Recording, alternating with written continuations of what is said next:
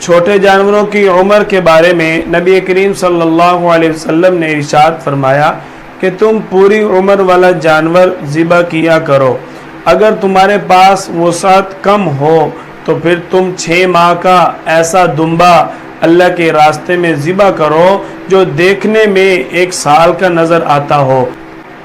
چھوٹے جانوروں میں بھیڑ، دمبا، بکرا، بکری، ان کی عمر کے بارے میں آپ صلی اللہ علیہ وسلم نے فرمایا کہ تم پوری عمر والا جانور اللہ کے راستے میں ذبح کیا کرو۔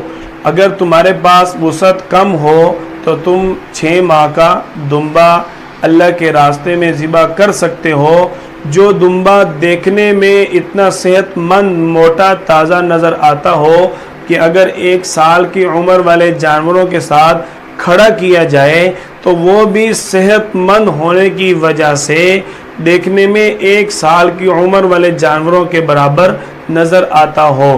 بھیڑ، بکرا، بکری، ان کی 1 سال کی عمر ہونا لازمی ہے، اور اسی طرح قربانی کے لیے ذبح کیے جانے والے جو بڑے جانور ہیں ان کی اجناس میں گائے، بیل، بھینس اور اونٹ۔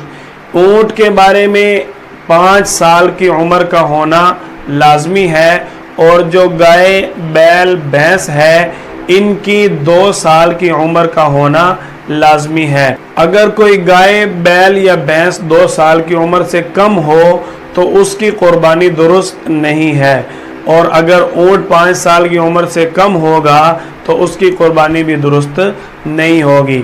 بعض جانور ایسے ہیں کہ جن کو ذبح کر کے کھانا حلال ہے، لیکن اس کے باوجود ان جانوروں کی قربانی کرنا درست نہیں ہے۔ ان جانوروں کے اندر ایک ہے نیل گائے، جو اکثر جنگلوں کے اندر پائی جاتی ہے۔ نمبر 2 ان جانوروں میں ہے ہرن، یہ بھی جنگلوں کے اندر پائی جاتی ہے۔